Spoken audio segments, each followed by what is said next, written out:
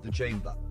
Each of these commissions are led by professionals in the committee, with many committees functioning. ICC includes a Membership Committee, International Relations Committee, Policy and Advocacy Committee, Training and Development Committee, Banking Committee. ICC is the sole authorized guaranteeing agency for ATIA. It's an internationally accepted customs document which enables duty-free and tax-free temporary importation of items as commercial samples.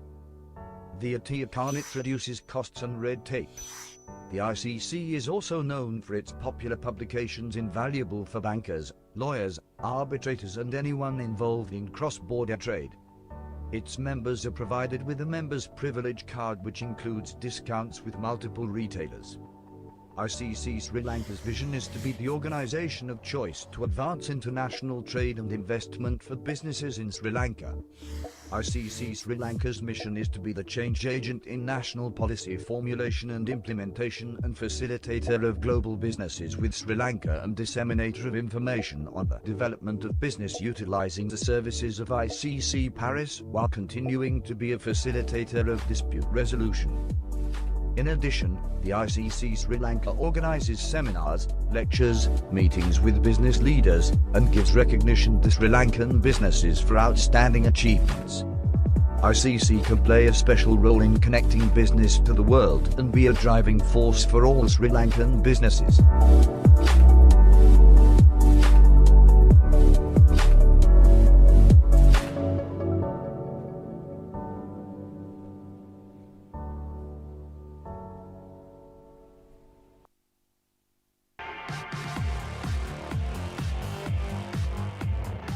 If you seek for business, look for insightfulness.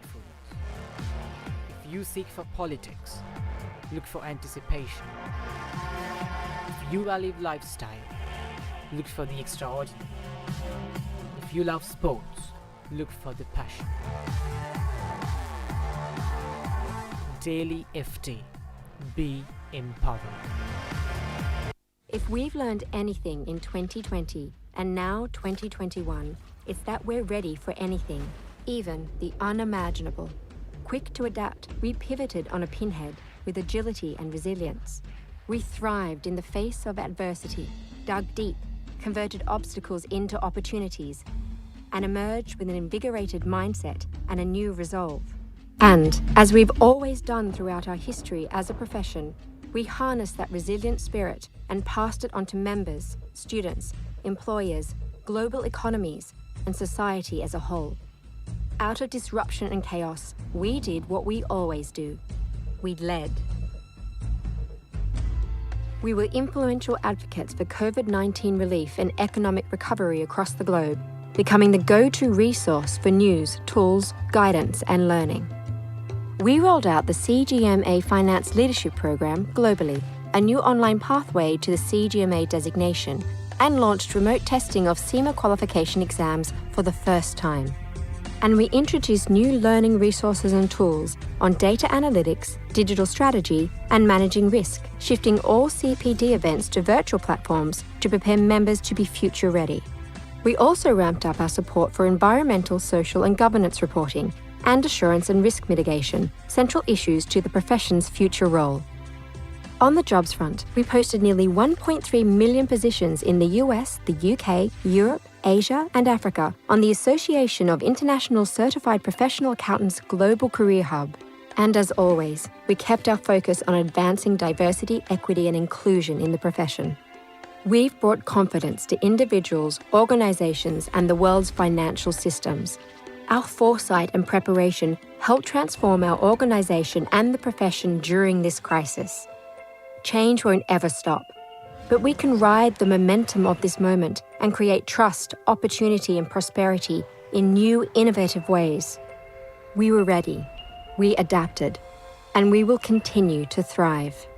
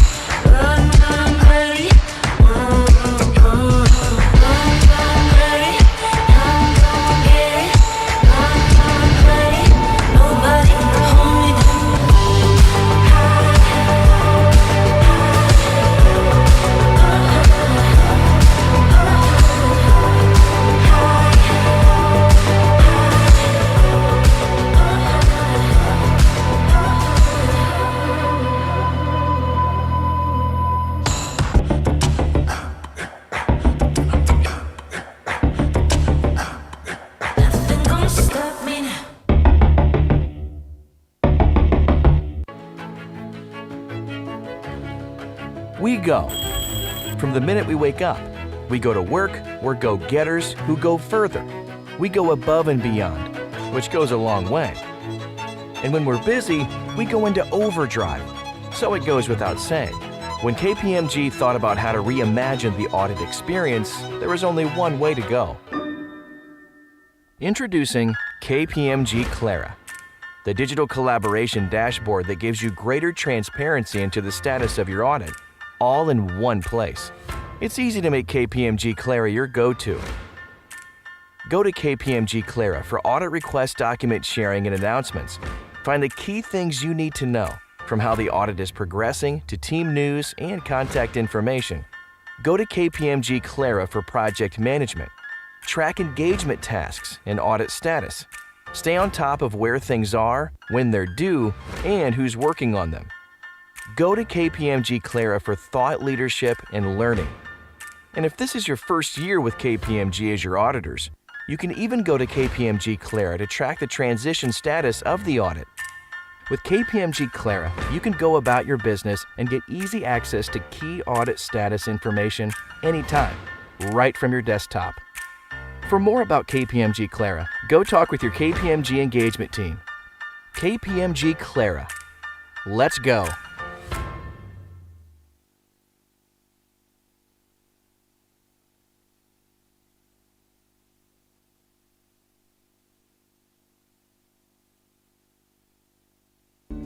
Dialog mobile postpaid power plans are now loaded with even more benefits.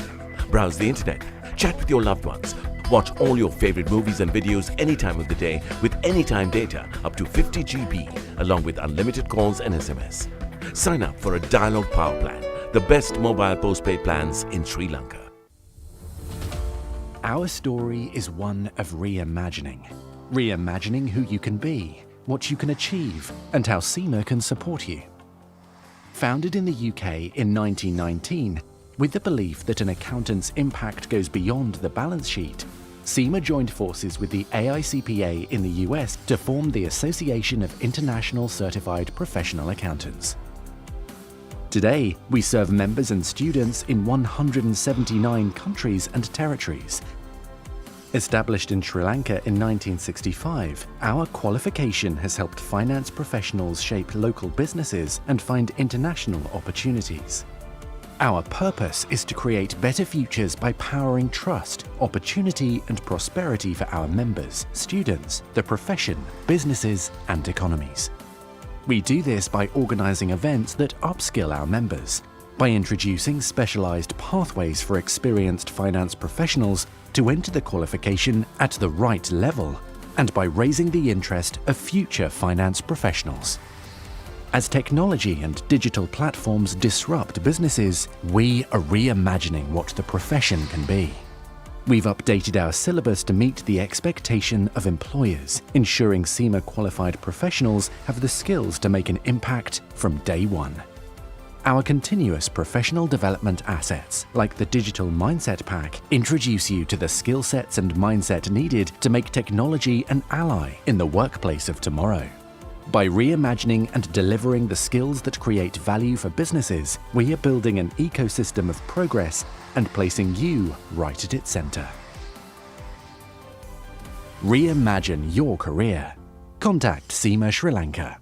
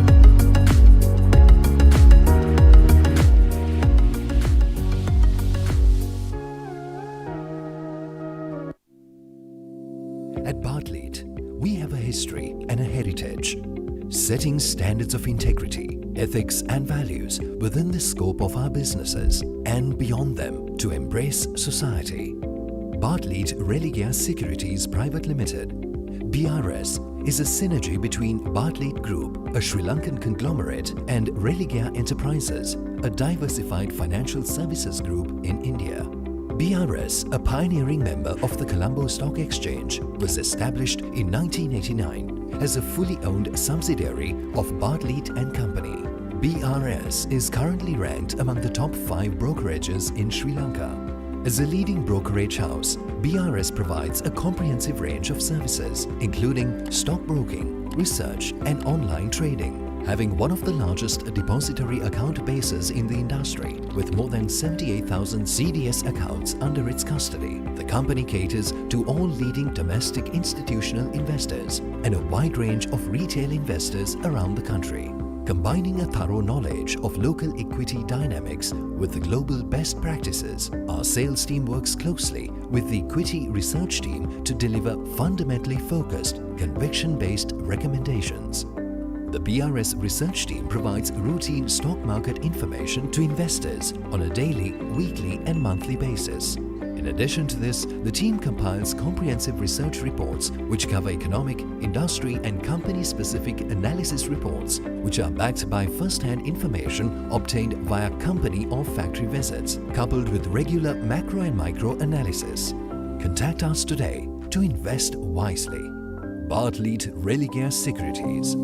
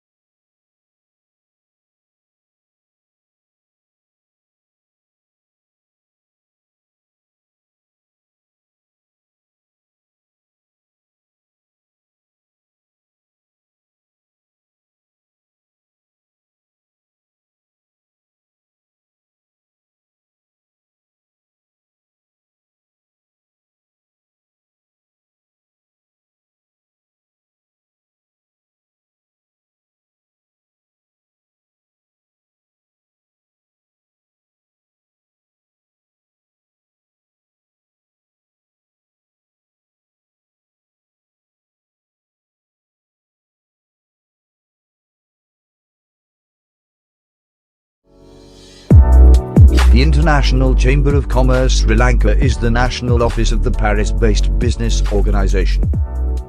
The ICC comprises of membership of 45 million members in 130 countries. Trade facilitation, export and import and cross-border trade and issues relating to freight forwarding and many other matters of importance are addressed by the ICC.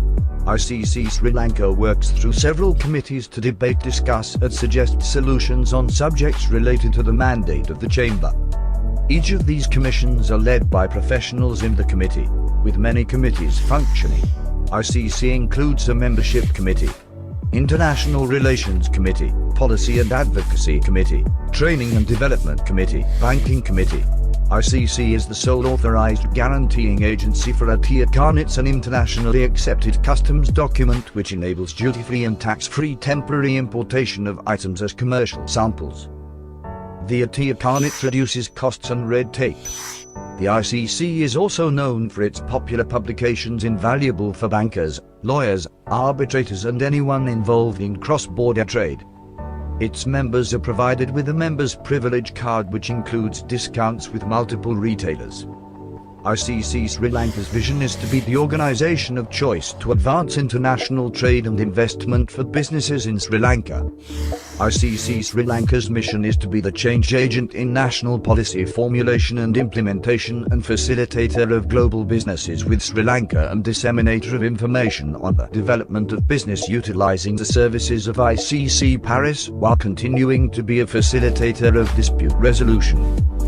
In addition, the ICC Sri Lanka organizes seminars, lectures, meetings with business leaders, and gives recognition to Sri Lankan businesses for outstanding achievements. ICC can play a special role in connecting business to the world and be a driving force for all Sri Lankan businesses.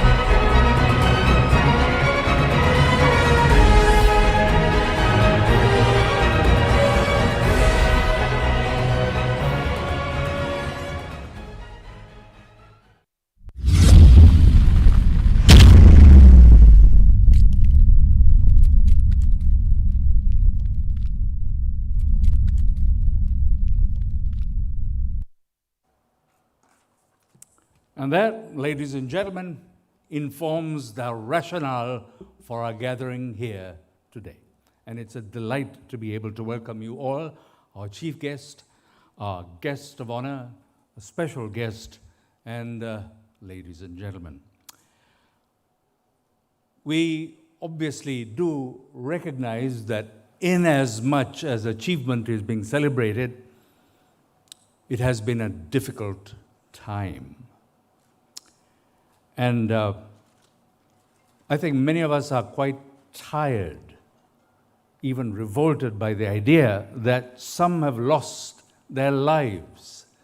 Some of those who have achieved and are worthy of celebration are just not here. And that also applies to those who may not be necessarily in the realm of business and the corporates of this country, but those that have been in healthcare, providing the services that are needed. They too have been lost. And so it was deemed appropriate to spend a moment in respectful silence as we memorialize those that have passed on in this infamous period of the pandemic. So maybe invite you to perhaps remain standing for a while.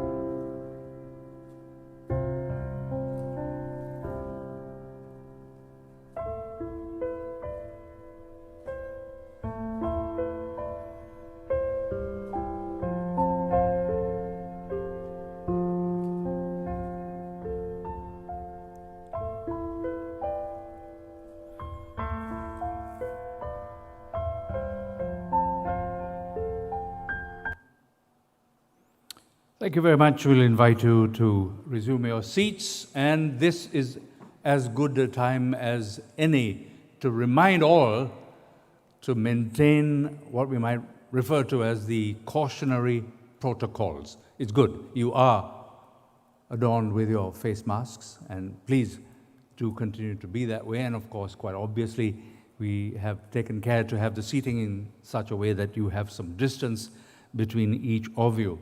And as a result of there being insufficient room in this area, space, there are some that have had to be accommodated at the level above, which we refer to as the balcony. And also, there would and should have been a large number present, those that are from the different organizations, those that we refer to as the admired companies, representatives from there. People who are part and parcel of those entities should also be here, but they can't. However, we would like to let it be known that this whole event is being transmitted live on platforms such as Facebook, and these are the Facebook pages for ICC Sri Lanka, the International Chamber of Commerce Sri Lanka, SEMA, as well as Daily FT. And then too, we have a YouTube transmission of the same via the ICC-SL, through that page. So that also is being done. And also, MTV is covering this event for later broadcast. So that too will provide the opportunity for several who are not here to be able to know what it is that we were able to celebrate on this very special occasion. This is the fourth time that we have such an event recognizing the most admired companies of Sri Lanka, and this happens to be the year 2021. And these have been under the aegis of the ICC Sri Lanka, in fact, a sort of a brainchild of the incumbent chairman thereof, Mr. Dinesh Virakodi, who decided that it would be good to recognize companies that have achieved. And that's what we are going to be doing today as well. So we have 10 plus 5 more details of that will come. And this is going to be in 2 parts. So this is the first part, the most admired companies of Sri Lanka. Now, even as I say that, and we had a moment of silence, and there has been a kind of a dour feeling that people have for the best reasons. But however, Sri Lanka still is there. And from outer space, I'm told it looks good. And even as we get close, yeah, it's pretty. And so, oh yes, we have a song that has been composed and to be sung by Mr. Sohan Veerasinghe. You know the title of the song. And the lyric may add to the title. This is what it says: Sri Lanka, my home.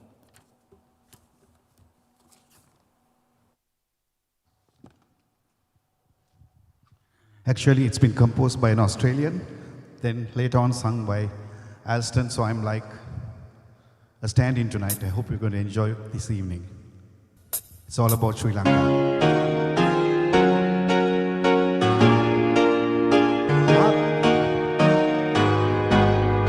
I've been to cities that never closed down, from New York to Rio to old London town. But something that I always know, I still call Sri Lanka home.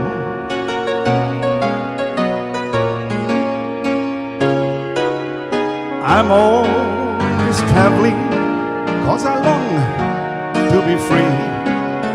And then I always go across all the sea.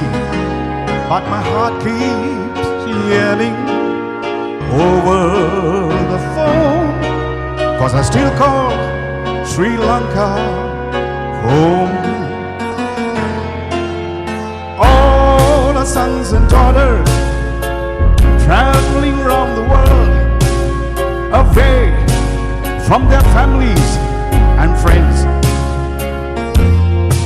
But when the world gets colder and older,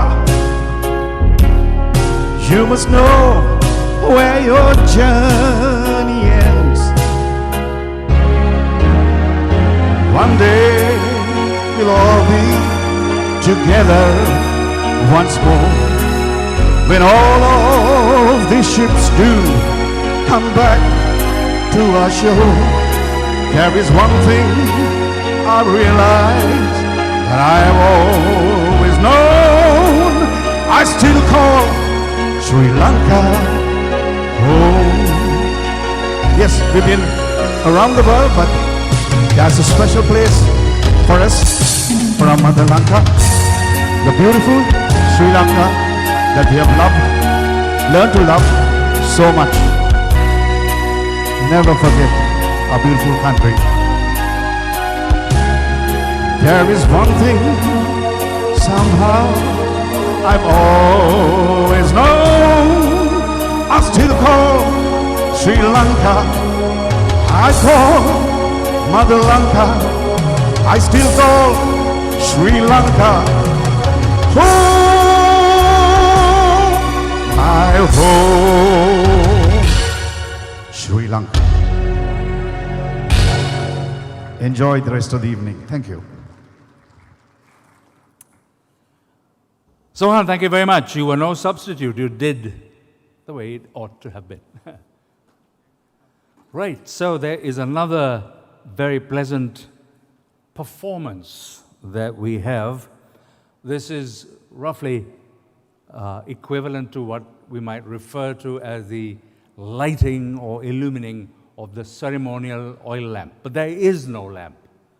What we do have is a device which you will gently touch, and it will be facilitated, and we will be mentioning who it is who will be touching the electronic device, and hey presto, the lamp will illuminate on screen. So that's a kind of a electronic zizzaparula that we have all set up. Okay, so this is the lighting of the lamp in a modernistic sort of way. So we will start off with His Excellency, the chief guest today, the High Commissioner of India to Sri Lanka, His Excellency Gopal Bagley.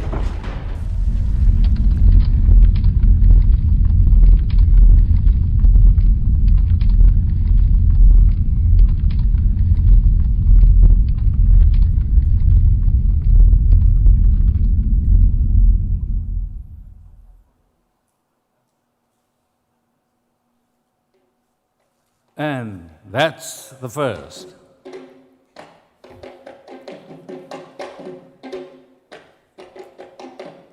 We would have hoped that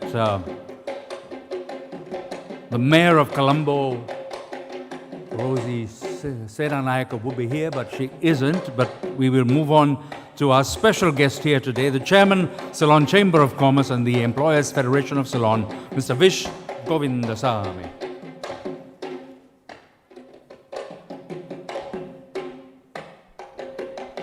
Then to Mr. Dinesh Virakodi, Chairman of ICC Sri Lanka. As we've mentioned, partners with ICC Sri Lanka is SEMA Sri Lanka. We have its country head, Ms. Zahra Ansari. Good. Also, partners in the event is the Daily FT, the chief editor and CEO thereof, Mr. Nista Kasim.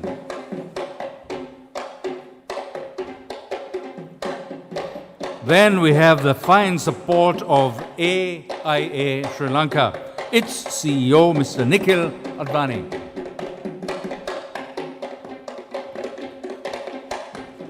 Also involved in the totality of the arrangements is KPMG, the managing partner, Mr. Riaz Muller.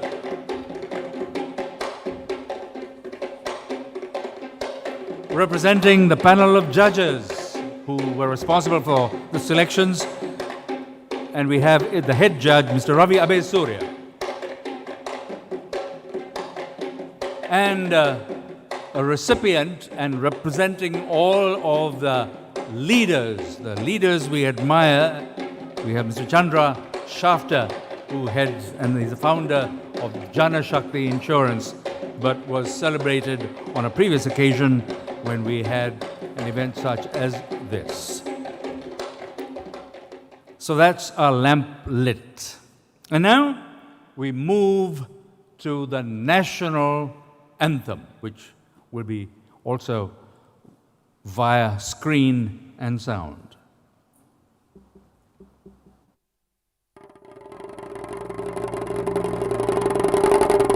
Sri Lanka Mata, Apa Sri Lanka, Namo, Namo, Namo, Namo Mata. Sundara Siri Marini, Surandi Ati Sobamana Lanka. Dana Danaya Nekamal Palaturu Pirijaya Bhumiya Ramya. Apahata Sapa Siri Seta Sadhana, Jivanaye Mata. Tiriganu Mena Apa Bhakti Puja, Namo Namo Mata. Apa Sri Lanka, Namo Namo Namo Namo Mata. Obave Apa Vidya, Obamaya Apa Satya, Obave Apa Shakti, Apa Hadatula Bhakti. Apa aloke, apage anuprane, oba apa jivanave, apa muktiya obave, nava jivana demine, Ratu Budu Karan Mata Jnana Veera Vadava Vinaragena Yanumana Jaya Bhumikara Ekamavakage Daru Kala Bavina Yamu Yamu Vinopama Premavana Sanabeda Durarada Namo Namo Mata Apa Sri Lanka Namo Namo Namo Namo Mata.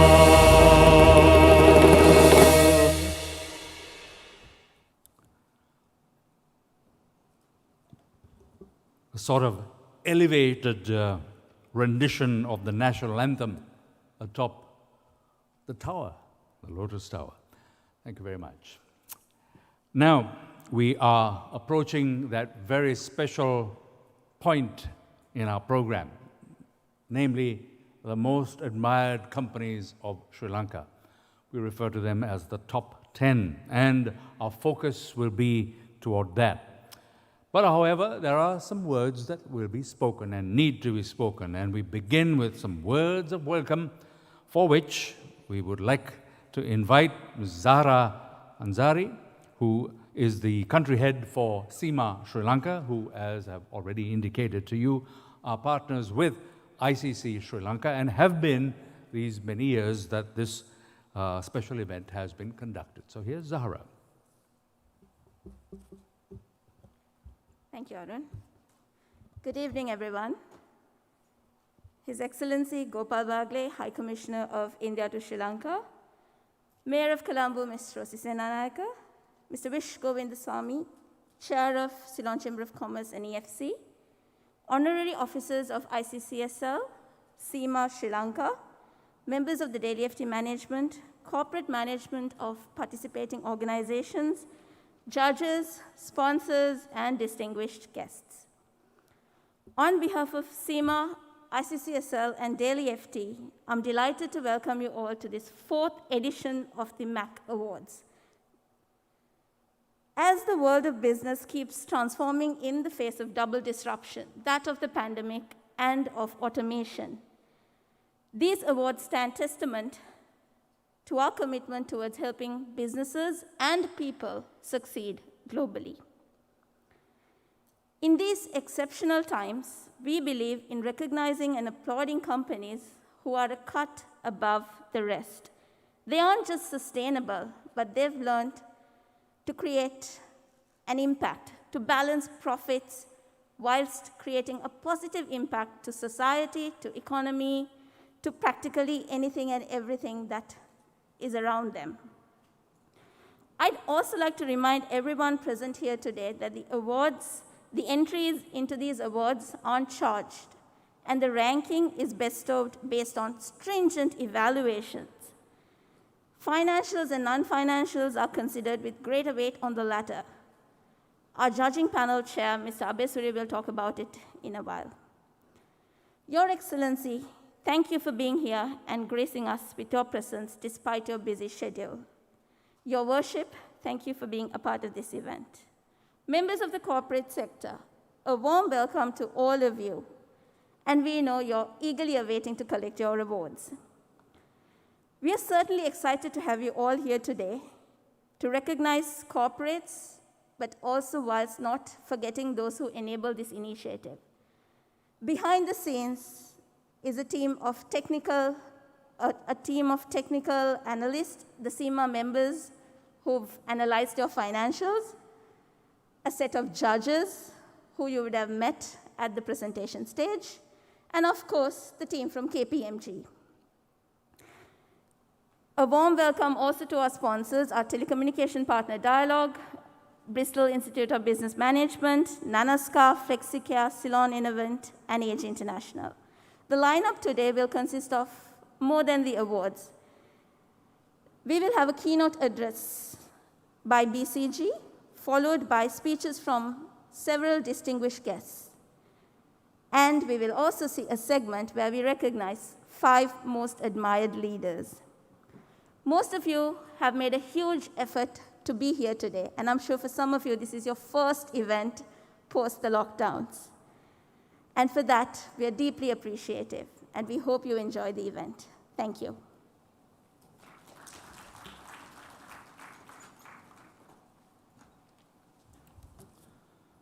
Thank you too, Zahra. Now, as she was wont to mention, we have speeches, yes. And one by the leader, the one at the present time who leads the International Chamber of Commerce. And there's vital interest in what is taking place and is due to take place in this country of Sri Lanka. Now, he is John Denton, AO. That's a titular honor bestowed by the government of Australia. And he's an alumnus of the Harvard Business School as well as the University of Melbourne. And as I've said, he serves as the Secretary General of the International Chamber of Commerce, or ICC. And he himself is a global business leader and international advisor on policy, and is a legal expert on international trade and investment. He's also a board member of the United Nations Global Compact and co-chair of the Financing, Growth and Infrastructure Task Force for Argentina, as well as having served as a founding member of Business 20, the Australia-China CEO Roundtable, as well as UNHCR in Australia. And he co-led the Australian government's white paper on Australia in the Asian century. And he was appointed an officer of the Order of Australia for his services to the business community, hence AO. And also he's very interested in the arts and the rights of refugees. We're delighted to be able to have him address us remotely. John W.H. Denton. Congratulations on this fourth edition of your ICC Sri Lanka Most Admired Company Awards, and thank you for the opportunity to address you on behalf of the International Chamber of Commerce. Ladies and gentlemen, distinguished guests, over the past year, the COVID-19 pandemic has brought to light opportunities and challenges to businesses everywhere. While times were hard and continue to be hard for so many, I'm incredibly impressed by the resilience that global business has demonstrated over the past year and a half. As the world now starts to reflect on some of the lessons learned from the COVID-19 pandemic, one thing remains clear. The private sector continues to play a critical role in protecting the lives and livelihoods of people everywhere. As the institutional representative of more than 45 million businesses worldwide, the International Chamber of Commerce is working to deliver on our purpose of enabling business worldwide to secure peace, prosperity, and opportunity for all. Since the outbreak of COVID-19, we have continued to mobilize and help businesses everywhere overcome the devastating human and economic impacts of this pandemic. Friends, in the early days of the pandemic, we rapidly put together a set of policy responses to respond to the wave of protectionist trade measures that put our global economy at risk and limited access to life-saving medical supplies. We launched a campaign to restore safe global mobility. We worked together with the World Health Organization to ensure that the latest reliable information about the pandemic reached the business community effectively. Looking ahead to 2022, our goal at ICC remains unchanged. We will continue to work to enable businesses to emerge from the pandemic stronger, more resilient, and more sustainable than ever before. We will look to our regional coordination group in Asia and our colleagues here at ICC Sri Lanka, under the leadership of the ICC Sri Lanka Chairman Dinesh Virakodi, to engage with local businesses and ensure a smooth recovery for all. The International Chamber of Commerce is characterized by our unprecedented global reach and deep engagement across local economies. We have our finger on the pulse of the global business community. We have the influence to inform business on the issues that matter. And ICC Sri Lanka has demonstrated time and time again that you have the insight, the connections, and the influence to support the private sector and people throughout this magnificent country. As the voice of the real economy on the world stage, ICC is uniquely positioned to mobilize business towards long-term goals that are both socially and economically productive.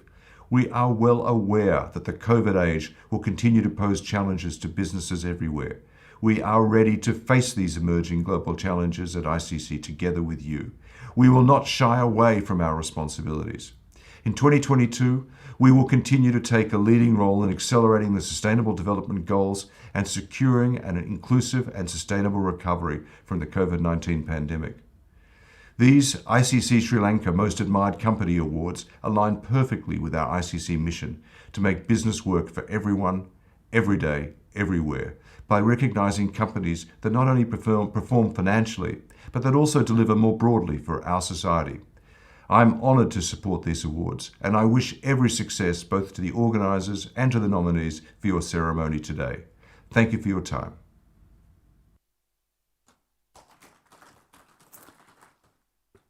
Good words spoken there, and commitment assured. Commitment assured. So it was not just a sort of a passing phrase or two, but there is involvement. Paul Ash is the 88th president of the Chartered Institute of Management Accountants, known as CIMA, the world's largest professional body of management accountants. And he also is the 6th chair of the Association of International Certified Professional Accountants, the association which includes CIMA. And that's counted as one of the most influential, if not the most influential body of professional accountants in the world. Paul has his background in economics and is an alumnus of the University of Leicester, and he began his career in the industrial manufacturing sector, and then he moved into the financial services sector and joined the London Stock Exchange as a management accountant. And then he worked his way up and became a chief accountant. Following a 12-year career in the city, Paul returned to industry and commerce, undertaking corporate finance roles. So more recently, Paul has founded, financed, and developed several businesses in the energy, media, and property services sectors. And he too joins us remotely and will be happy to share some thoughts with us. Paul Ash. Hello, colleagues, distinguished guests, and most importantly, our winners. I hope you are all well during these difficult times. Although I can't join you live today, I'm glad to be able to share this message with you.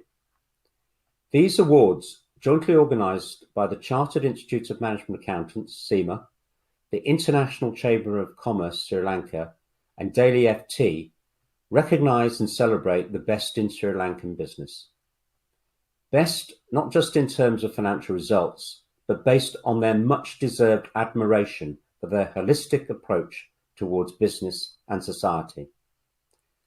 These are the companies that have built strong reputations and drive prosperity in Sri Lanka through the creation of long-term value, and today we are celebrating them. Throughout my tenure as CIMA President and Chair of the Association of International Certified Professional Accountants, I'm talking about my theme of Dare Together. The last 18 months have taught us the value of working together and helped us face challenges with more confidence. Having experienced a global pandemic, we have learned that it is a sign of strength to work with each other. Daring together is the best, most effective way forward. AICPA and CIMA came together to form the association because our members voted for the move, recognising the value of working together. Larger and even more influential than the organisations which formed it, the association was precisely what was needed as the pandemic took hold. The shock created by the pandemic has accelerated the transformation of many businesses to meet the demands in an ever-changing world. There is now an opportunity to step up and reimagine our organisations and reshape our economies with a longer-term focus.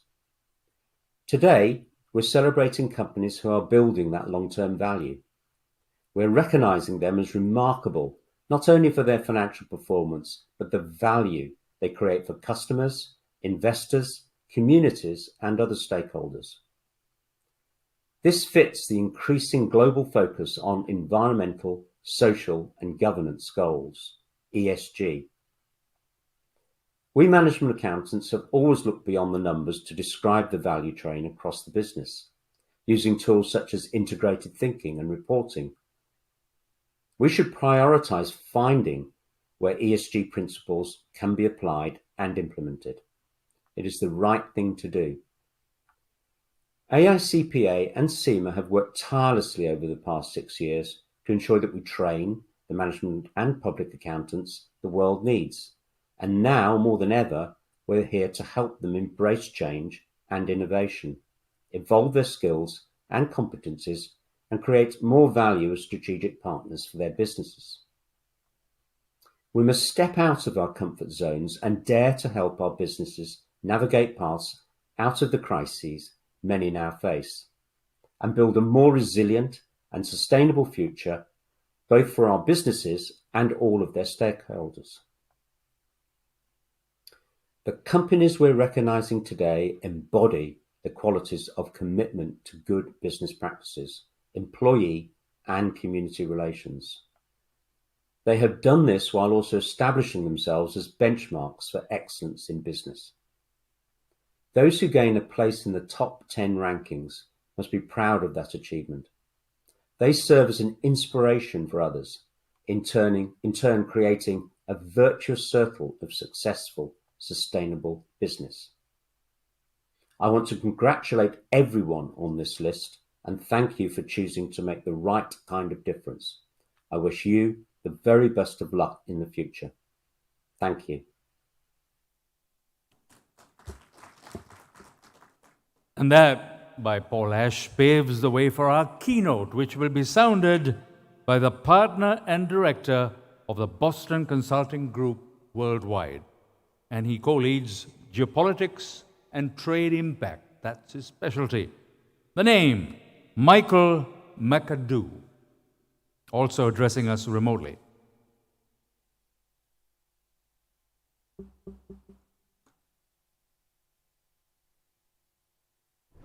Thank you very much for that introduction, and it's a pleasure to be here with you today, at least virtually. I must say I wish I could be with you personally. I'm going to start today by putting global trade and the next 10 years back into an historical context. I'm going to go quite far back, actually some 2,000 years. And let me apologize in advance for the historical and cultural bias that'll be implicit in these data that I'm showing you. But it's data based on the Madison project, done by the British economist Angus Madison, who looked at patterns in global GDP back to the year 1 and all the way through to the present day. And if you look at the data that the Madison Project shows us, you see that global trade back in the year 1 very much looked like GDP. It was very much associated with the level of population.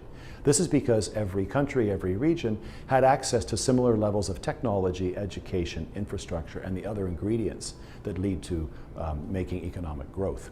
And what you can see is over many, many centuries, that mix really didn't change. Essentially, everyone on the planet had levels to similar levels of technology. There were various points where different empires had different advantages, but on a general basis, a global GDP looked very much like the global population.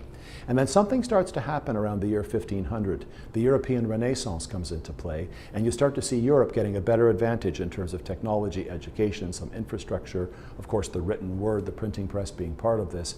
And you see that Europe really grows that share of GDP, so that by the time of the end of the Napoleonic Wars, you can see Europe really representing a much greater share of GDP than its population size would suggest. Now, if I flash forward another 100 years to the end of the Second World War, you now see the explosive growth in the United States. Mass immigration, public education, improvements in infrastructure, improvements in governance, all mean that the US starts to punch way above its weight. And as we move through the 20th century, you see Europe and the United States really holding that lion's share of global GDP. This is really holding true all through the 50s, the 60s, even to the 70s, and it's only in the late 80s and early 90s we start to see that rebalancing happen. happening. And what you see in the past 20 to 30 years is something really quite remarkable. Asia and China in particular really rebounding back at an historically impressive rate of gaining GDP growth relative to their population. And if you just flash this forward for the next number of years through to 2050, you'll see that the world in 2050 looks very much like the world in the year one. And this is a very simple extrapolation we did from today's figures, basically saying what if rest of world grew at 4%, US and Europe and Japan grew at 2%, and rest of Asia grew at 6%. These are not crazy numbers when you look at the growth forecasts for China, ASEAN, and India, the three largest poles of population in the Asia region. Now, I think one thing that's important to note in these data is actually the governance model that was used by the European powers in the United States in their internal management of their economies is a somewhat different model than you see in large parts of the rest of the world today, particularly in China. And I think that will have an important impact on the way that business is conducted, in trade is conducted, and we look at the balance of, let's say, interests, power, and policy in the world trading system. Now, I also want to make the point that technology is playing a huge role here. I mentioned before technology is critical to how GDP is created, how GDP is distributed, but also in terms of how trade happens. And technology is happening faster than ever. If you look at recent inventions such as the internet, big data, artificial intelligence, they are penetrating parts of the world at an alarming pace compared to what we saw a century ago with things like the telephone, the automobile, and advanced air transportation. These things are going literally to most countries in the world in a matter of a few years, rather than to just a few countries in the world as in a matter of a few decades. So that's an important trend to watch, is how much quicker technology can move, and that'll of course affect the way that global trade behaves. Now, if we look at the growth of global trade in the period since the opening of China and the opening of the Soviet bloc to the rest of the world, you'll note that global trade grew faster than GDP for the 1990s and the early 2000s. For the most recent decade, it actually grew very much consistent with GDP, and you do see a dip there in trade values when the commodity supercycle ended. But essentially that period of excessive trade growth over the basic GDP growth is now behind us.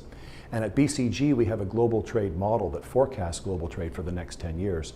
And our model projects global trade growth in merchandise of about 2.7%. Now, that average number is similar to global GDP growth, maybe a little bit shy in some cases, but actually what it masks is some really important shifts in trade corridor mix. And so if you look at the next page I'd like to show you, you'll see that whereas the US-China trade corridor is showing an absolute decrease in trade volumes, every other corridor tends to grow. But some corridors, and we've shown them in orange on this map, are growing less than they otherwise would if they were to maintain their share of global trade. And if you look at this map, what it shows you is trade routes in the northern hemisphere will be growing less quickly versus the average compared to trade routes in the southern hemisphere, particularly trade routes between China and ASEAN and between ASEAN and other parts of the world. So this really shows that the future of global trade really lies in Asia, in Southeast Asia, and between those regions, and China and those regions and the rest of the world. Very important trend to watch, and I think has important implications for a country like Sri Lanka. Now, what I just showed you was trade and merchandise, and of course that's the lion's share of global trade, representing about 80% of world trade today by value.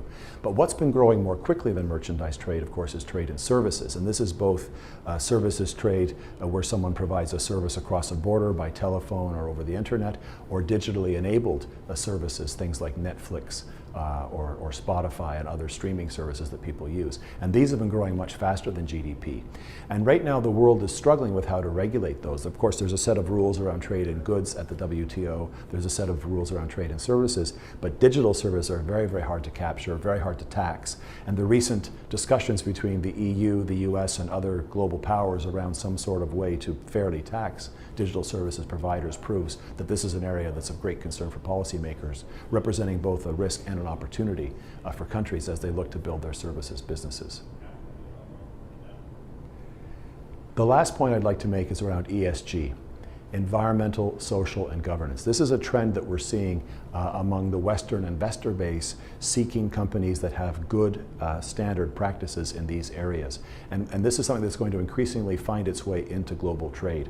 We already see this with the European carbon border adjustment mechanism, also known as the carbon border tax, where the EU has essentially said, why should we, the EU, that's seeking to meet the targets of the Paris Accord, import products duty-free from countries that don't themselves have high and better environmental standards? We're making our EU companies pay the price of carbon, but we're not asking countries that export things to us and compete in our market to pay for the price of carbon. So this will have an effect on people that are trying to send products in particular into the EU market. But the EU is not trying here to raise money through a tax, it's trying to reduce global emissions. So it has said, if another country has a similar carbon price and a similar carbon pricing scheme to the EU, they will be exempted from the carbon border tax or pay a lower rate to represent that difference between the local standard and the EU standard. And where they're trying to go is to create a carbon club where a number of countries would have essentially similar and high standards around the environment. And I think this will also affect countries that are currently not contemplating such a measure and planning on exporting things to the world's largest consumer market, which is of course in the European Union. In closing, let me leave some food for thought along three areas. One, I think, is the unique positioning of Sri Lanka on these key trade routes between, say, ASEAN and the Indian subcontinent, ASEAN and Europe, and certainly take advantage of that inherent logistics advantage that comes from geographic location. The second one is trade and services. I think there's an opportunity for the country to pursue certain niches in trade and services. You can see how India, the neighbor, has done very well in certain IT services. There can be other areas, I think, that could be looked at as ways to gain a competitive advantage. And I think thirdly, it's to never forget the importance of trade connectivity. As we've seen the multilateral system enshrined in the WTO become less and less relevant in global trade, the rise of plurilateral and bilateral agreements with networks of other countries are more and more important. And the chance to get that connectivity, I think, is an important opportunity for Sri Lanka. So thank you very much for your attention, and I wish you a very good conference. Thank you too. Yes, food for thought, but it was a veritable banquet which covered so much ground at such lightning speed it was almost difficult to digest. We might need to take little bits over again to quite understand the full impact of what was shared.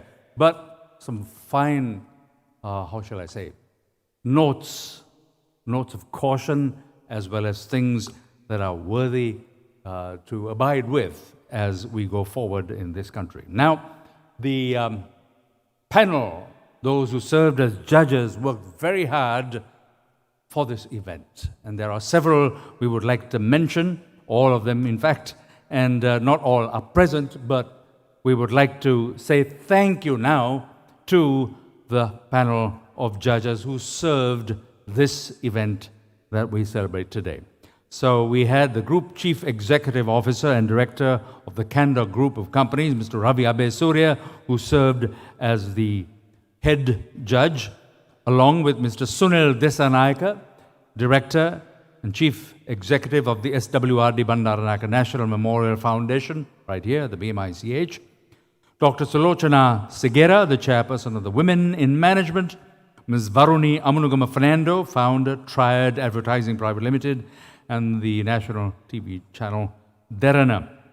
Then we had the independent non-executive director of AIA Insurance Lanka Limited and former MD of Aviva, Mr. Deepal Suryarachi, Mr. Haja Alafifi, the chairperson at Unilever Sri Lanka. Should I have said Ms? Yes, I should have. Then Santosh Menon, Chief Executive Officer of BBDO, Chairman and CEO of KLLK. Then Mr. Rolf Blazer, the Managing Director and CEO of A. Bauer & Company Private Limited. And also Mr. Faisal Saleh, who is the Chairman of the Sri Lanka Institute of Directors, or SLID. That's our panel. We would like to invite Mr. Ravi Abesurya now for a few remarks with regard to the process that he engaged in, but more than that, what was discovered.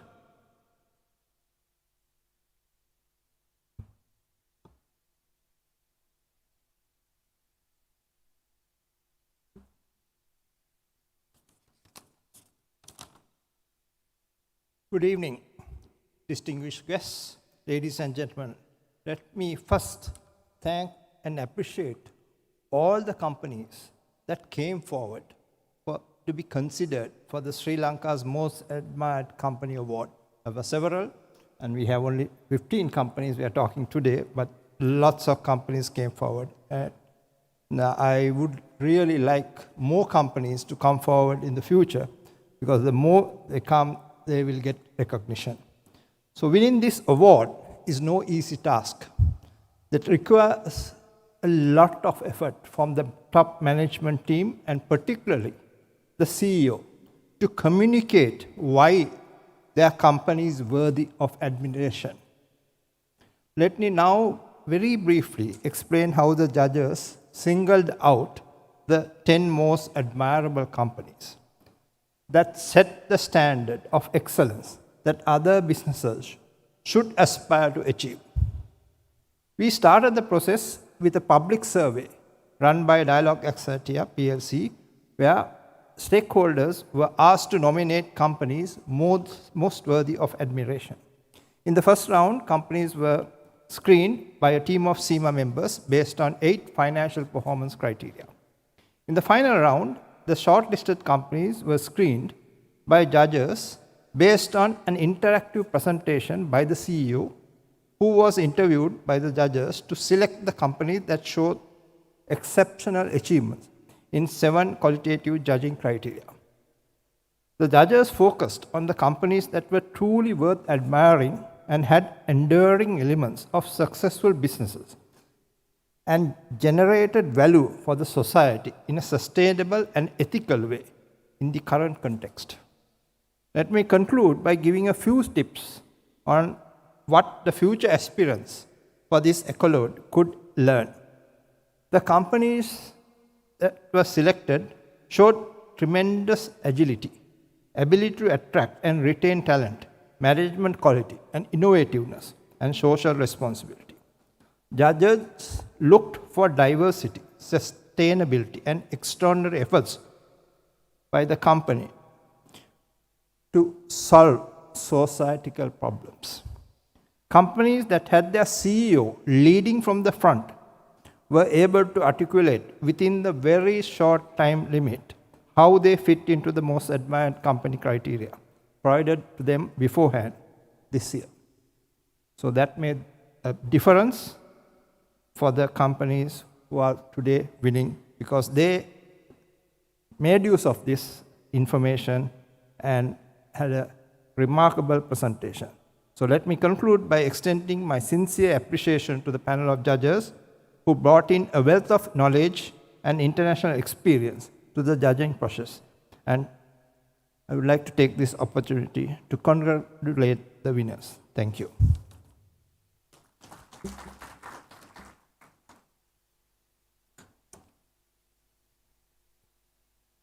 Thank you very much, Ravi.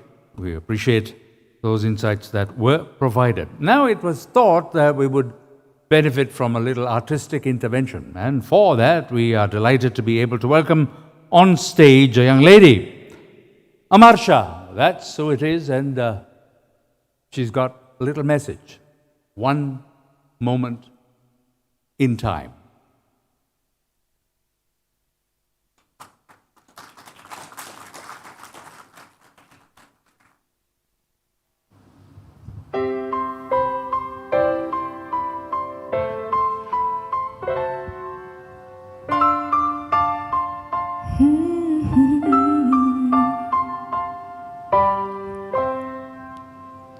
Each day I live, I want to be a day to give the best of me. I'm only one, but not alone. My finest years are still unknown. I broke my heart for every gain to taste the sweet. I felt the pain. I rise and fall, yet through it all, this one remains. I want one moment in time where I'm more than I thought I could be. When all of my dreams are a heartbeat away, and the answers are all up to me. Give me one moment in time when I'm racing with destiny. Then in that one moment of time, I will feel eternity.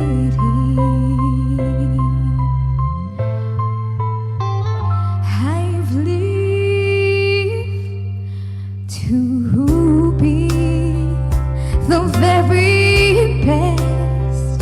I want it all, no time for less.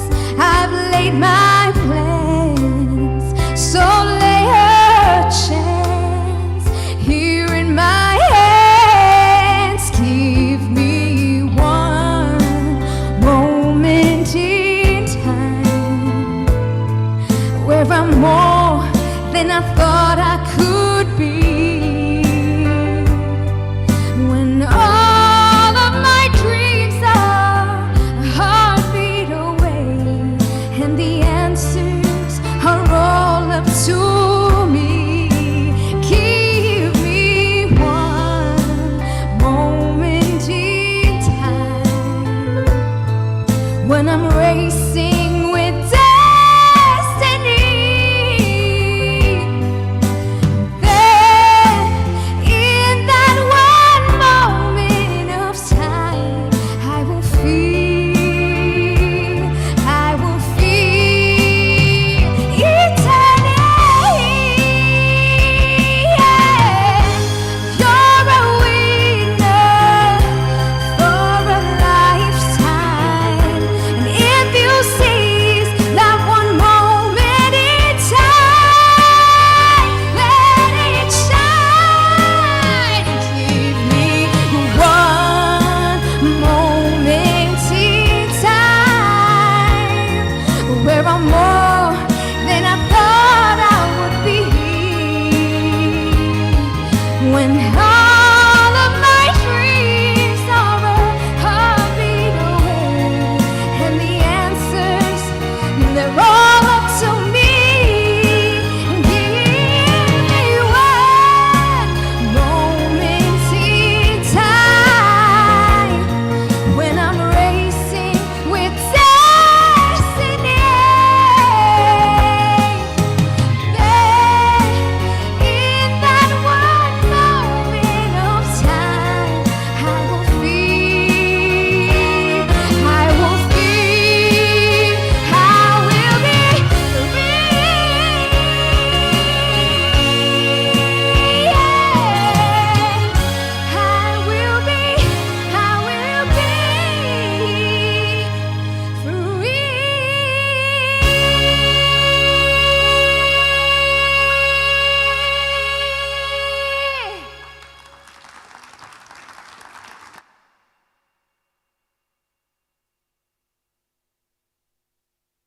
Masha, thank you very much.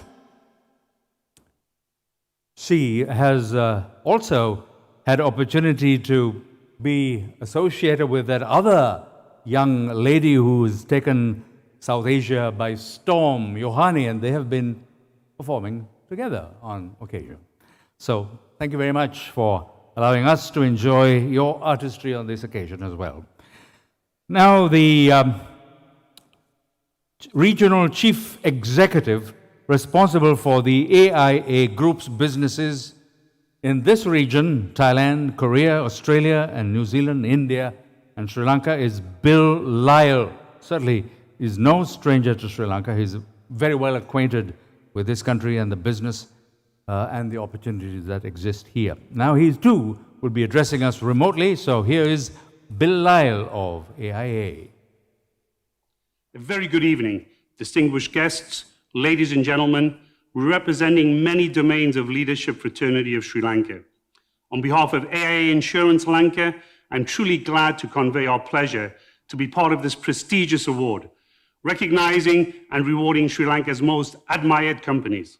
It's been a privilege to partner with the International Chamber of Commerce of Sri Lanka and other esteemed sponsors for the last 4 years in this one-of-a-kind award in Sri Lanka, recognizing corporate excellence, not just in financial performance, but also for creating value in a sustainable and ethical way for our customers, employees, investors, and the community.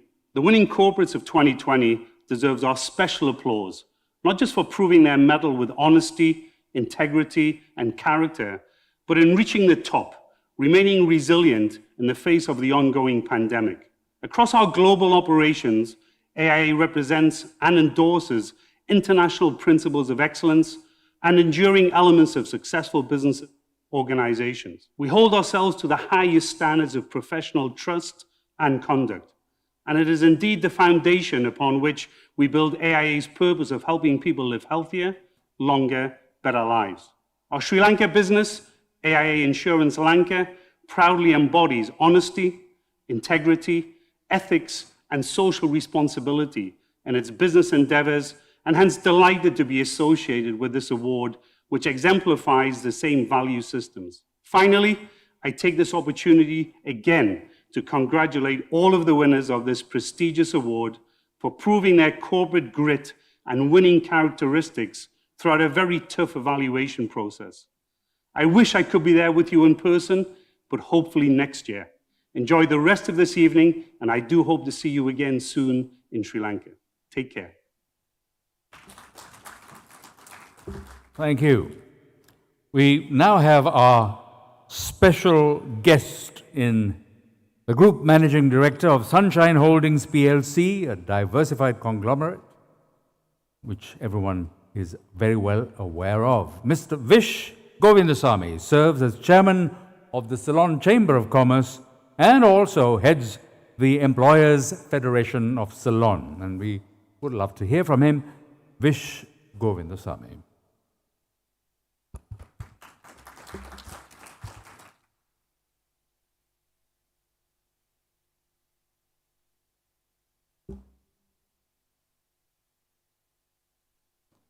Good evening, His Excellency Gopal Bagley, High Commissioner of India to Sri Lanka, Her Worship Rosi Senanayake, Mayor of Colombo, Chairman ICC, Mr. Dinesh Virakodi, Captains of Industry, distinguished invitees, ladies and gentlemen. It is indeed a great honor and privilege to address you this evening on behalf of the Ceylon Chamber of Commerce and the Employers Federation at this award ceremony of the most admired companies in Sri Lanka for the year 2021. These companies have built strong reputation, not just as profit-making institutions, but as responsible corporate citizens to society at large. They have driven prosperity through the creation of long-term value in Sri Lanka, despite many challenges they have faced owing to the pandemic the last 2 years. It has been an against all-odds growth journey for the companies recognized today, and therefore your journey is absolutely inspirational. Sri Lanka, with a history of many challenges, has consistently overcome to move forward better and stronger. There is no doubt that our country has deep-rooted values of perseverance, integrity, and diligence, which has created a generation of proficient and accomplished employees with the capacity of doing incredibly different things. Sri Lanka is a great case study on how collaboration between government and the private sector can create immense value for an entire country. With one of the best human development indicators in Asia and a constant flow of talent, Sri Lanka's journey of creating a simply irresistible work environment is on a great track. The corporate sector acts as one of the great catalysts of growth in the country. due to its constant desire to learn and adapt to the best-of-breed practices from their other organizations from around the world. The engine of growth, as we are often described by the government, suffers from policy inconsistencies year on year. It is therefore to be judged as a most admired is not an easy task. We are extremely proud of the winning companies who have set a stage for the meaningful work beyond putting money on the table. People work because they aspire to contribute to and create something larger than themselves. A positive work environment, given the fast-paced, fluid nature of our work today, is the key to the success of organizations. If leaders want their people to be truly engaged at work, they should offer a flexible, humane, and inclusive workplace. I'm sure the most admired companies here today are doing that, and it's a reality. The constant changes in Asia's consumer markets offer new, diverse opportunities for growth. McKinsey's Global Institute's research finds that 3 large shifts are playing out across the region, and you already heard that. First, as incomes rise across Asia, more consumers will reach the highest tiers of their income pyramid. And movement within the consuming class is likely to be a larger driver of consumption growth than movement into it. Second, cities will continue to drive consumption growth, but promising sources of growth are increasingly diverse. Cohorts within cities, such as the Insta-grannies in Seoul, Generation Z gamers in Surabaya, and lifestyle-indulging digital natives in Chengdu. Third, as relationship between income and consumption breaks down in some instances, new consumption curves are emerging in specific categories. Asian consumers are expected to account for half of global consumption growth in the next decade, equivalent to a $10 trillion growth opportunity. Globally, 1 of every 2 upper middle income and above households are expected to be in Asia. 1 of every 2 completed consumer transactions in the world is likely to occur in the Asian region. So Sri Lanka is obviously part of this fortune to come. Amid significant shifts in consumer patterns and sources of growth, most sectors are likely to be disrupted in the next decade. Financial services are amongst them. What should financial service players look out for? MGI's research highlights 8 growth angles that are particularly relevant to financial services and offer new opportunities to serve consumers in the region. Digital technologies raise the bar in that respect because they are enabling easy-to-use, personalized services. The COVID-19 pandemic has accelerated this shift, and Sri Lanka is again well poised to take advantage of these emerging changes. As I conclude, I would like to once again wish the winners of the most admired companies of Sri Lanka a continued success.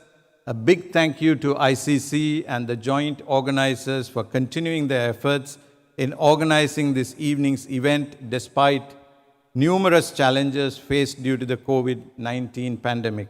Thank you and stay safe.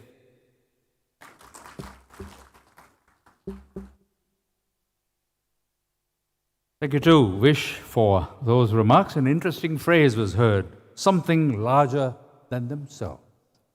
Good. Now we are with that main event, recognizing those companies. As was said, we have the top 10 and also 5 others that are to be recognized as well as receiving honorable mentions. So here on screen are those companies, the top 10.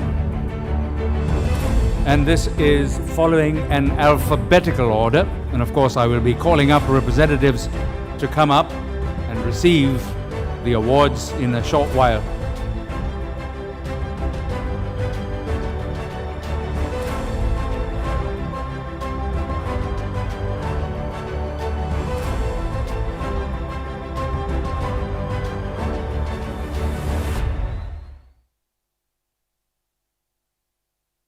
It all began in 1968 with the Care Biscuit to provide school children with much needed nutrition.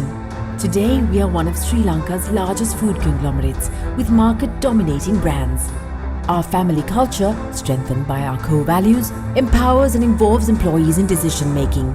Communities are empowered through scholarships, building necessary infrastructure, livelihoods for people with disabilities, developing SMMTs, agriculture and more. We look to the future to create enriching happy moments for people across the world as a global entity with a truly Sri Lankan identity. We are here to better your lives and champion your every goal. With 12 billion rupees worth of customer benefits in 2020 and a life insurance fund worth over 100 billion rupees, our strength is your strength. You focus on your goals. We will take care of the risks. Selinco Life.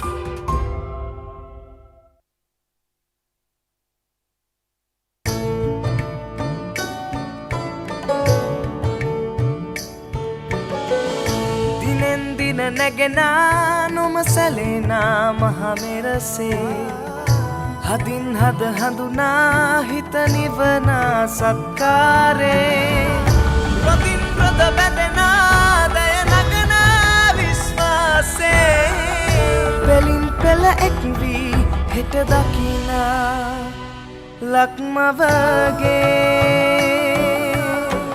Commercial Bank, the nation's bank, contributing towards the progress of the country and our success, no matter where we are and what we do.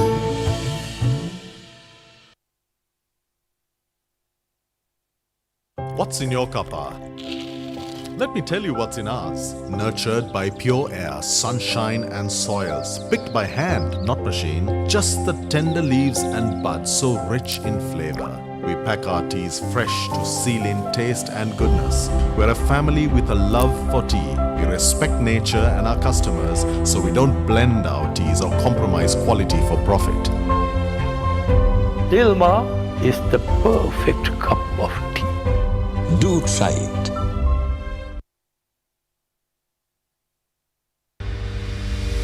We're among the top 1,000 banks in the world, adjudicated by the Banker magazine, and the highest ranked private sector commercial bank 2020. The best retail bank in Sri Lanka for 2020 by the Asian Banker. The best sub-custodian bank in Sri Lanka at the Global Finance Awards 2020. Ranked among the top 10 most admired companies in Sri Lanka for the third consecutive year by CIMA and ICCSL. The best managed bank in Sri Lanka during COVID-19 by the Asian Banker. Ranked among the top 3 on Business Today prestigious list of top 30 corporates in Sri Lanka. Awarded the number 3 position on the LND Most Awarded 2019-20 Hall of Fame Top 50 Rankings. Recognized as market leader, best service bank in trade finance by Euromoney and Asia Money Magazine 2021. HNB, your partner in progress.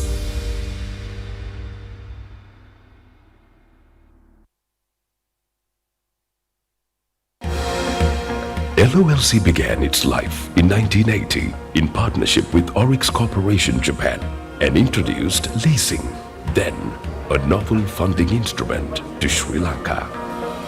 LOLC quickly expanded its portfolio to become Sri Lanka's largest and most diversified non-banking financial service group.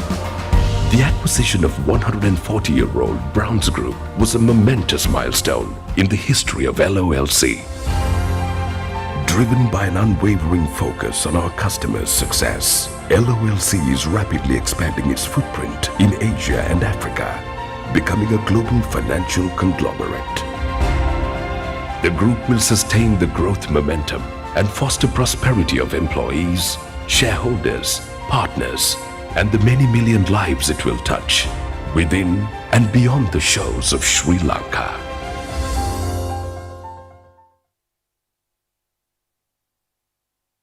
In life's journey, things may not always go as planned. You can choose to take it on yourself. But this is not an easy task to achieve alone. However, you can also choose to come together. When your family banks together at NDB, you unlock new opportunities to progress. Bank together, grow together with NDB Family Banking. NDB Bank. 1832. A national legacy begins. An ever-growing bank with the nation at its heart. Climbing from strength to strength with its people. Taking a journey through centuries to become NSB.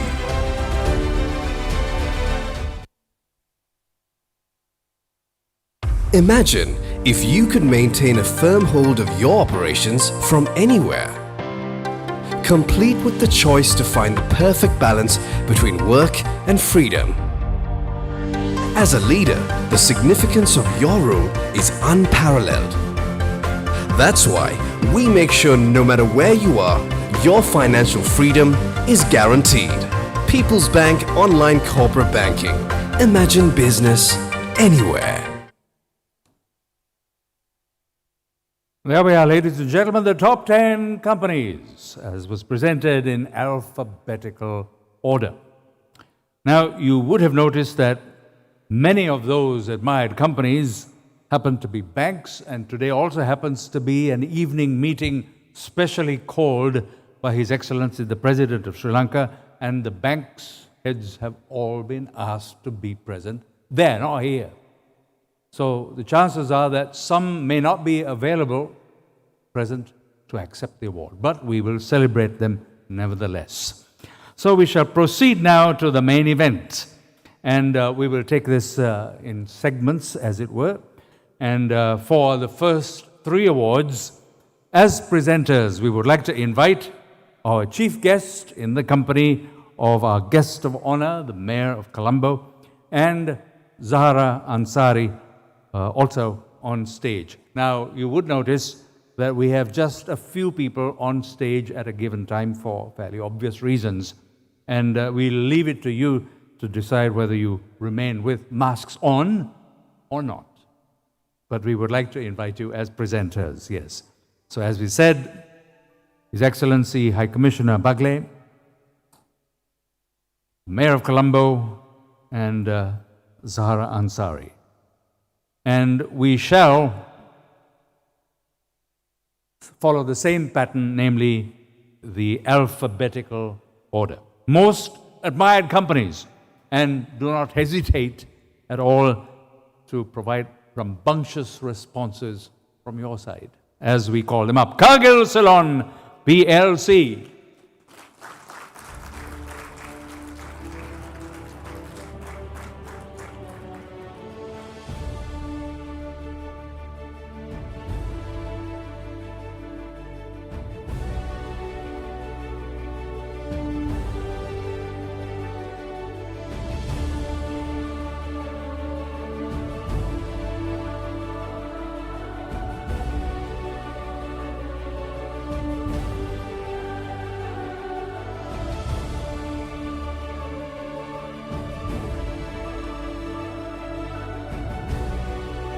That's it. Next, CBL Investments Limited.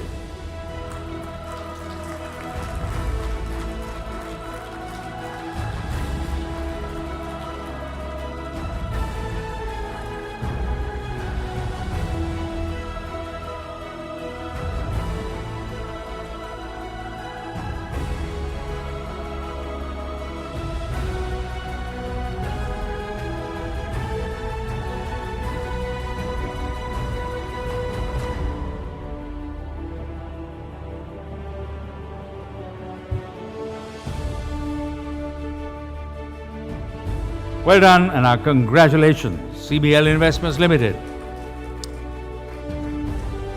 We follow with Selinco Life Insurance Limited.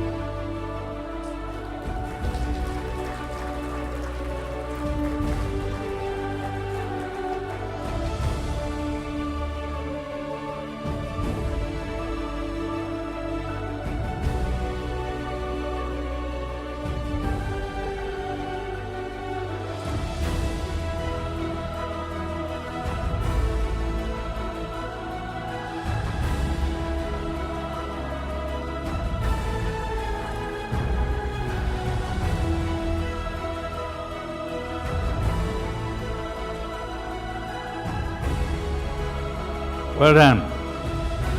We will continue, but a small adjustment, even as our chief guest and guest of honor remain. We'll invite Zahara Ansari to resume her seat and invite Mr. Nista Kasim to replace her on stage as one of the presenters. So here we are. Stand ready for our next recipient, Commercial Bank of Ceylon PLC.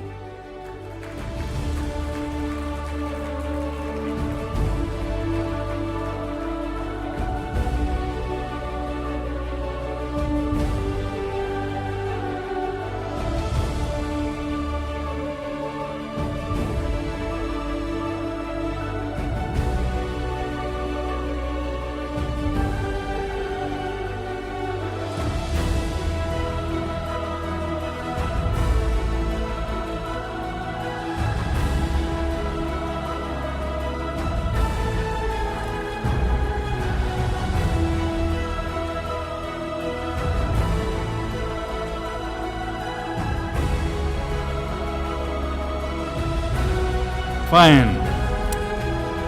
Followed now by Dilma Ceylon Tea Company PLC.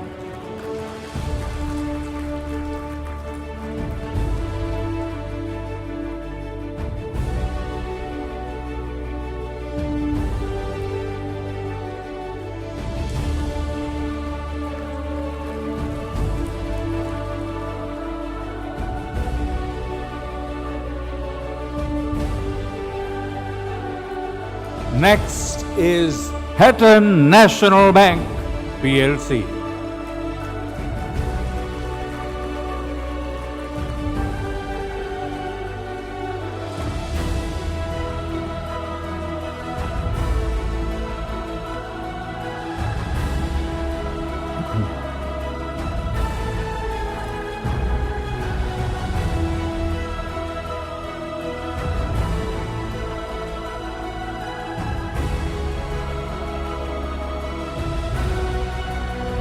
Congratulations and thank you very, very much. We have another little adjustment saying thank you very much to Mr. Nista Kasim, even as our chief guest and our guest of honor remain.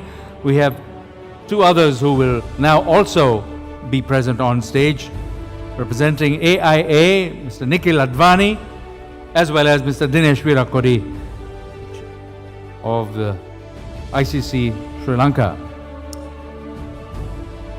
So we're with LOLC Holdings PLC.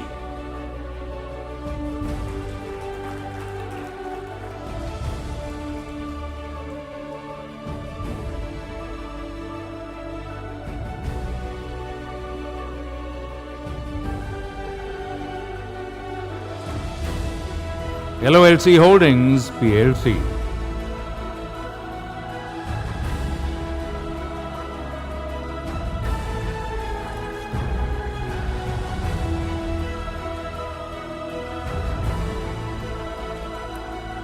Thank you very much. And we follow with NDB Bank, National Development Bank PLC.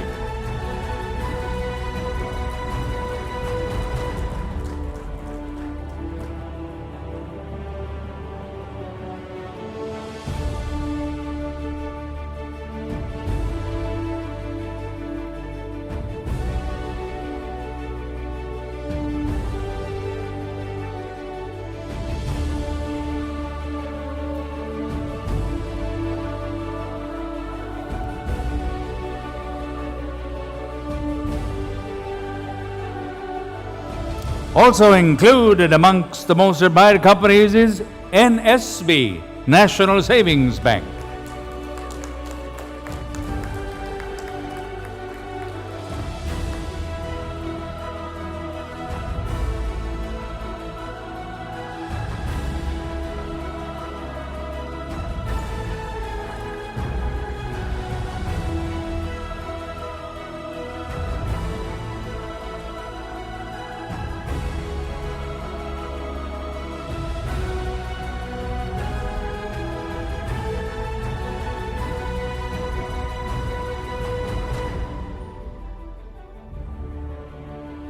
Wonderful, thank you.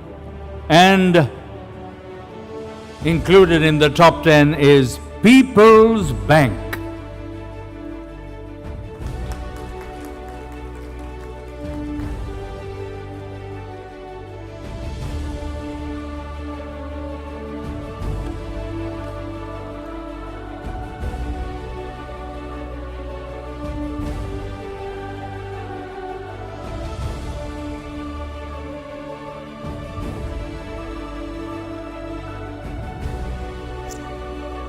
Wonderful. So that's our top 10 amongst the most admired companies of Sri Lanka. So our chief guest and our chief guest remains, but we would like to, thank you very much, sir.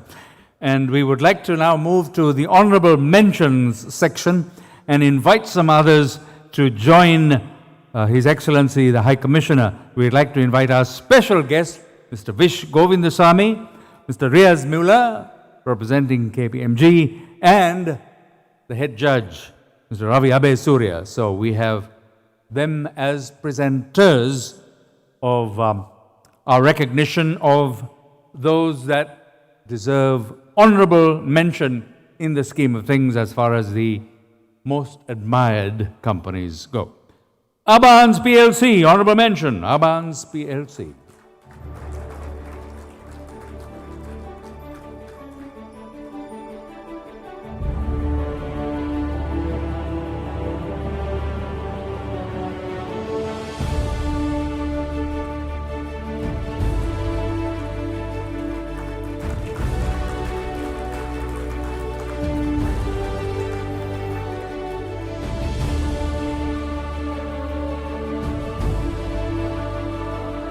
She carries both the name and the honor.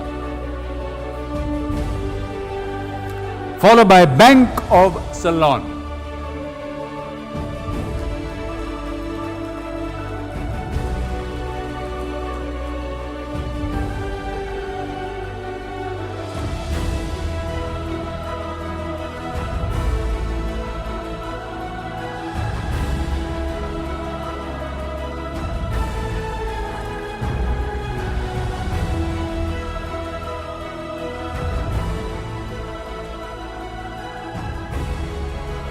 Honorable mention to DFCC Bank, PLC.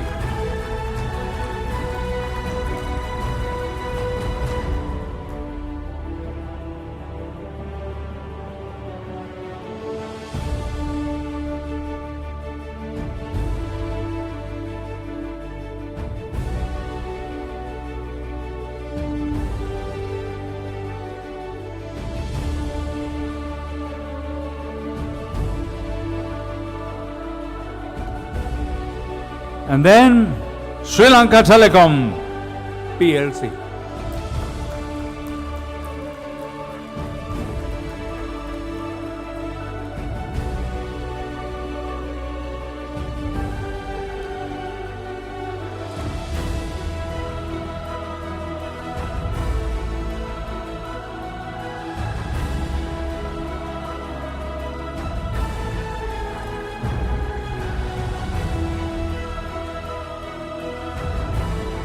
And now we are with the fifth of our honorable mentions, Sunshine Holdings PLC. Guess what?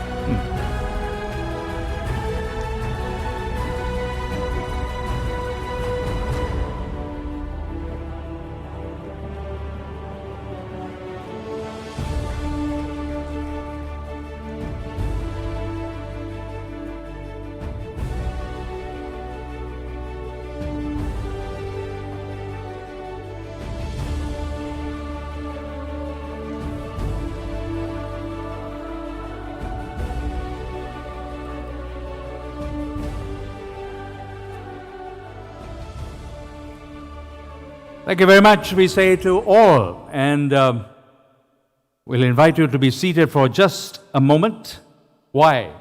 We now move, and we must perforce move rapidly, fast forward, as the saying might have it, on account of our chief guest, the High Commissioner, needing to also be elsewhere shortly, so we've kind of speeded things up, and are moving to part 2 of our evening's event. Now, we've just concluded the presentation to the most admired companies of Sri Lanka. Also, for the past 3 times, and including this 4th occasion, ICC Sri Lanka have set in motion the opportunity to recognize the most admired leaders of Sri Lanka.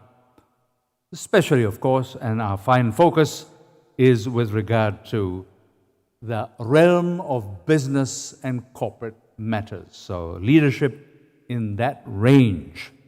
So these are now the most admired leaders of Sri Lanka for 2021.